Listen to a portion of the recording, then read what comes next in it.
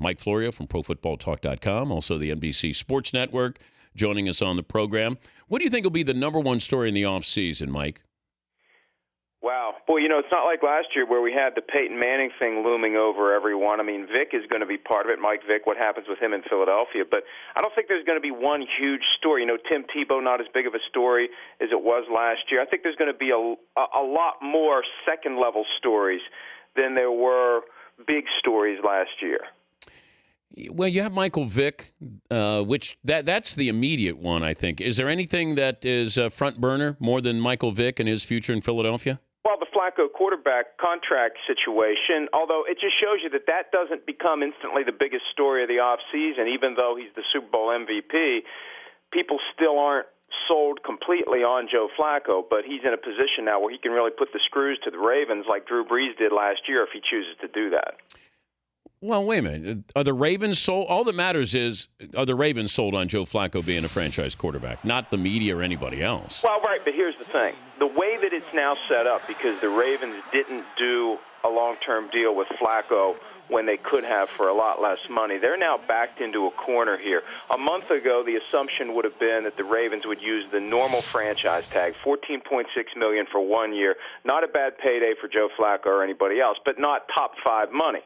Now that he's won the Super Bowl and he's the MVP, if you use the regular franchise tag on him, then you have to worry about someone like Joe Banner, the CEO of the Browns, coming up with an offer sheet that the Ravens can't or won't match and gladly giving up 2 first-round draft picks to get Joe Flacco. I mean, we see teams all the time use 1 first-round draft pick hoping to get a quarterback who can play.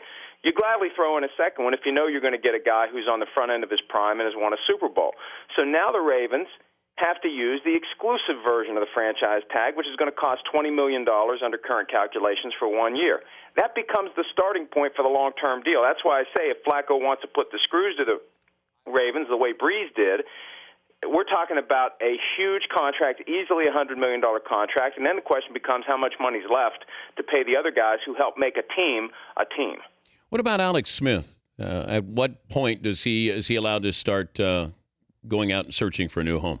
What will happen is over the next few weeks, the 49ers will start looking to see if there's anybody who's interested in a trade. And you'd have to get all the pieces lined up, Dan. The 49ers would have to find a deal they like. It would have to be a team Alex Smith is happy to play for. That team's got to be willing to pay Smith whatever he wants. Smith is going to want to be released and go wherever he wants to go without someone having to trade for him. This will all come to a head around the scouting combine when everybody gets together in Indianapolis and these deals get worked out. Nothing can be finalized until the middle of March, but this process will start fairly soon. And people think that there will be teams lined up to trade for Alex Smith and his $8.5 million next season. Here's the thing to remember. He was free and clear last year, open market, after having the best season of his career. And there was no land rush for Alex Smith last year. Now, maybe this year it's different because there aren't many great quarterbacks in the draft, but I'd be surprised if somebody gives up anything significant to get Alex Smith's current contract. He's Mike Florio from ProFootballTalk.com, also the NBC Sports Network, joining us, Dan Patrick Show. We're also looking at the draft differently than we used to as far as quarterbacks go. The problem is you don't have that quarterback that we became familiar with this year with these rookies and Colin Kaepernick. But somebody's got to be picked high. Geno Smith, who's not, one of these mobile running quarterbacks. You got Matt Barkley, and there's a few other quarterbacks. So what is going to be maybe the profile of the quarterback who's selected in the first round or second round? Well, remember, there's still a lot more to go before we get to the draft, and we'll hear all these glowing things about how fast a guy runs in T-shirt and shorts and how well he throws the ball when he's not dealing with defensive backs or defensive ends, and he's out there playing pitch and catch in the backyard with his buddies. And guys will become more popular based on what they do then. And the one factor we got to keep in mind, the expectation of the fan bases, because the average fan doesn't care that there isn't a great crop of quarterbacks this year. What they care about is our team needs a quarterback, and there's going to be pressure coming from ownership to overdraft some of these guys like we saw in 2011 when Jake Locker, Blaine Gabbert, Christian Ponder all go 8, 10, and 12. These big-name guys, they may not be number one, but they're big-name guys. So we're going to see them drafted earlier than maybe they should be. Some people think Matt Barkley's going to rise up again now that we're away from the actual football season when he didn't play as well, and we get into the what I always call the underwear Olympic phase where guys can go out there without pressure or as much pressure as being in a game, and Barkley could rise up. But, it depends on what kind of offense the team wants to run. But that quarterback need, especially, once free agency ends, if you don't get the guy you're looking for, there's going to be great pressure to use that first-round pick on a quarterback. Any more info on the power outage?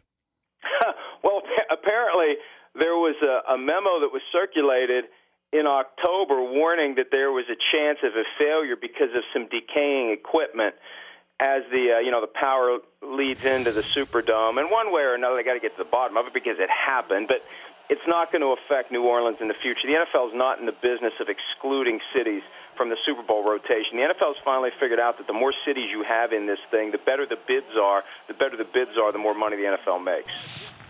One final thought here with Rob Gronkowski, who told me not once but twice that he doesn't drink beer. He drinks water.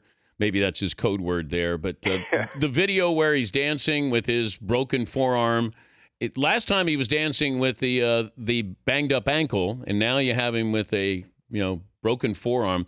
Concerns here, do you think, from the Patriots' point of view on Rob Gronkowski? Well, they paid him last year after there was plenty of ammunition to be concerned about Rob Gronkowski. So if they didn't have the concerns at the time when they paid him after only 2 years, and they had no obligation to give him a long-term contract with big money after 2 NFL seasons, then they won't be concerned. Now, at least this time, he wasn't dancing after losing the Super Bowl. I guess he's celebrating this time because they didn't lose the Super Bowl.